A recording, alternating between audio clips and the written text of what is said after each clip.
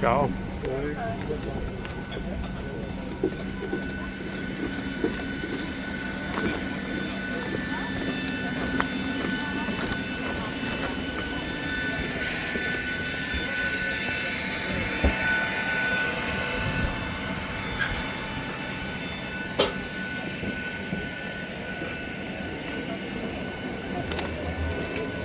Vidimo se. Šta ćemo sad?